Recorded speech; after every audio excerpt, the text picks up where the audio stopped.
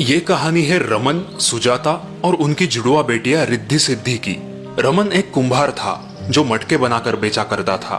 उनके परिवार की अच्छी कट रही थी क्योंकि रमन के बनाए हुए मटके गांव वालों को बहुत पसंद आया करते थे। रमन दिन भर काम किया करता था और सुजाता उसे मदद किया करती थी। रोज सुबह उठकर वो नदी के तट तक जाता था।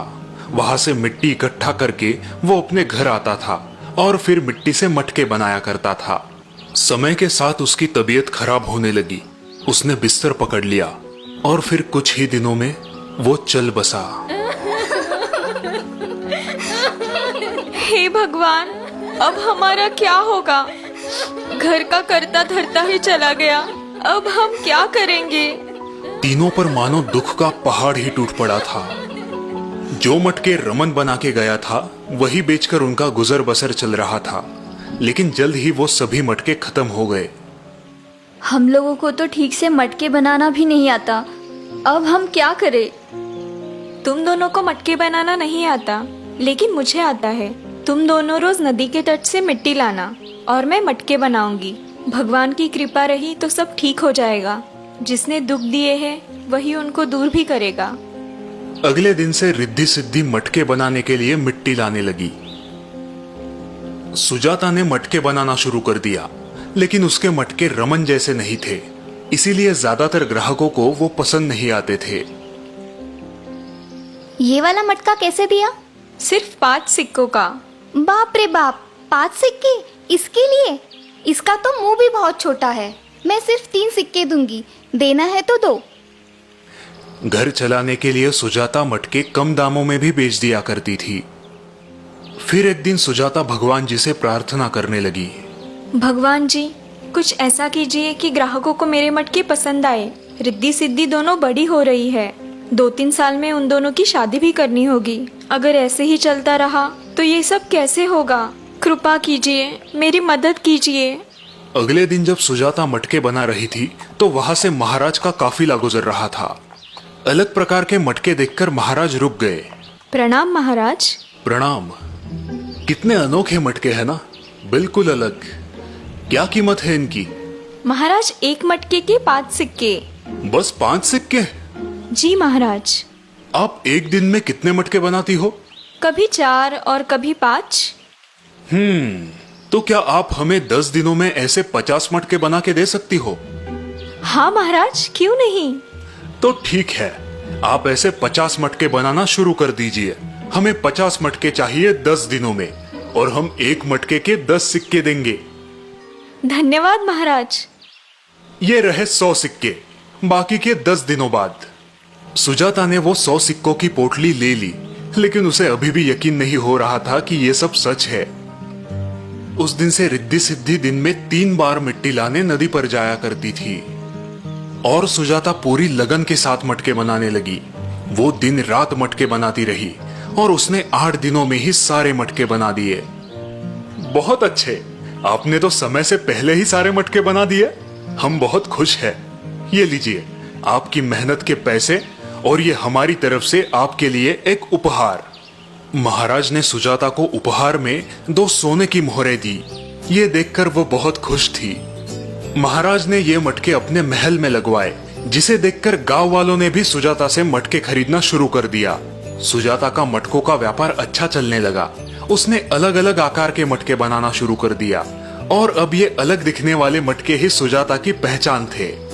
आखिर सुजाता की मेहनत से सुजाता को सफलता हासिल हुई और रिद्धि सिद्धि की शादी उसने बड़े धूमधाम से की।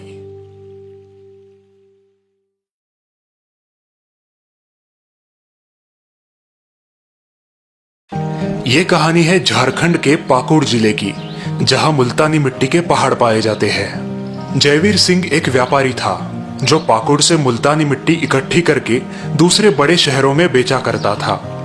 हर हफ्ते जयवीर सिंह अपनी बैलगाड़ियों पर मुल्तानी मिट्टी लाद दिया करता था। सहदेव, आज से तुम भी मेरे साथ व्यापार करने चलोगे। जयवीर अपने पोते को व्यापार सिखाने लगा। वो लोग अपनी मुल्तानी मिट्टी की बैलगाड़ियां लेकर पाकुड़ से रांची जा रहे थे। सहदेव, हम रांची पहुंचने से पहले धनबाद के बाजार में रुकेंगे। वहां जितनी हो सके उतनी मुल्तानी मिट्टी बेचेंगे और फिर रांची के बाजार में जाएंगे। ठीक है दादाजी। उनकी बैलगाड़ी धनबाद के बाजार पहुंची।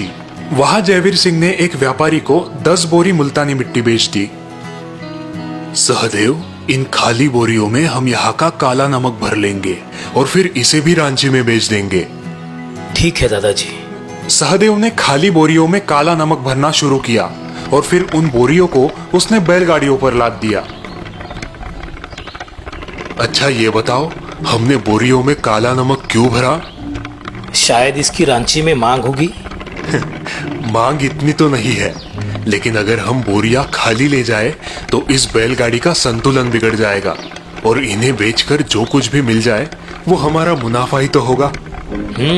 समझ गया दादाजी।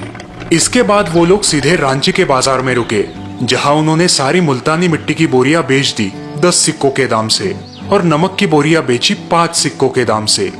अगले कुछ महीनों तक जयवीर सिंह अपने बड़े पोते सहदेव को अपने साथ व्यापार पर ले जाया करता था। सहदेव भी व्यापार करना अच्छे से सीख रहा था, लेकिन फिर अचानक जयवीर सिंह की तबीयत खराब रहने लगी। दादाजी, आपको आराम की सख्त जरूरत है। लेकिन तुम अकेले कैसे व्यापार करोगे? मैं अकेला कहाँ हूँ, छोटू है ना, और इस बहाने वो भी काम सीख जाएगा। चलो ठीक है, पर संभल कर जाना और जैसा सिखाया है वैसा ही करना। ठीक है दादाजी। अगली सुबह सहदेव और छोटू दोनों बैलगाड़ियों पर निकल पड़े। कुछ दूर चलकर छोटू, हम रांची के बाजार पहुंचने से पहले धनबाद के बाजार में रुकेंगे। और वो क्यों भैया? वहाँ जितनी हो सके उतनी मुल्तानी मिट्टी बेच देंगे। अच्छा अच्छा। दोनों भाई धनबाद में रुके और उन्होंने वहां 12 बोरी मुल्तानी मिट्टी बेच दी। चलिए भैया, रांची चलते हैं। अरे रुको, आधी बोरियां बिक गई है और इन आधी बोरियों से बैलों का संतुलन बिगड़ जाएगा। हमें बची हुई बोरियों में काला नमक भरना होगा। ठीक है भैया। दोनों भाई मिलकर बोरियों में काला नमक भरने लगे। तभी एक आदमी उनके पास आया। भाई, ये तुम लोग क्या कर रहे हो? हमें 12 बोरी मुल्तानी मिट्टी बेचनी है और उन 12 बोरियों में काला नमक भर रहे हैं। और वो क्यों? बैलगाड़ी का संतुलन बनाए रखने के लिए। लगता है तुम दोनों के दोनों बेवकूफ हो। अगर बैलगाड़ी का संतुलन बनाए रखना है तो बची हुई बोरियों को आधा आधा बांट लो। अपने बैलों पर बेकार का भार क्यों लाद रहे हो? आपका सुझाव तो अच्छा है। श्रीमान, क्या आप हमें अपने बारे में कुछ बता सकते हैं? मैं भी एक व्यापारी हूँ। शहर आया था व्यापार करने, लेकिन 2 महीने में जो कुछ भी मैं लेकर आया था वो सब का सब डूब गया। अब अपने गांव वापस लौट रहा हूँ। ठीक है श्रीमान, लेकिन हम अपने बैलों पर भरी हुई बोरियां ही ला देंगे। अजीब मूर्ख हो। वो आदमी वहां से चला गया और सहदेव और छोटू ने बैलों पर बोरियां लाद दी। वो लोग बैलगाड़ी पर सवार हो गए। भैया, हमने उस आदमी की बात क्यों नहीं मानी? क्योंकि उस आदमी का सुझाव तो अच्छा था, लेकिन उसके परिणाम अच्छे नहीं थे। मतलब वो आदमी व्यापार करने शहर आया था, लेकिन उसके सारे रुपए डूब गए। मतलब उसका नतीजा गलत था। हम एक ऐसे व्यक्ति की बात कैसे मान ले जो खुद ही गलत हो? दोनों भाई रांची पहुंचे और वहां उन्होंने सारी मुल्तानी मिट्टी की बोरियां बेच दी। फिर कुछ देर बाद एक राज सेवक उनके पास आया। क्या तुम लोगों के पास धनबाद का काला नमक है? जी सरकार। ये लो और सारी बोरियां सिपाहियों को दे दो। सहदेव ने जब वो पोतली देखी तो उसमें बहुत सारे सोने के सिक्के थे। सरकार, कोई समस्या है क्या? नहीं नहीं, राज पुरोहित जी ने कहा है राज यज्ञ होने से पहले पूरे राज्य को धनबाद के काले नमक से साफ किया जाए। छोटू और सहदेव बहुत ही खुश थे। सिपाही सारी बोरियां लेकर चले गए। भैया, आज तो गजब हो गया।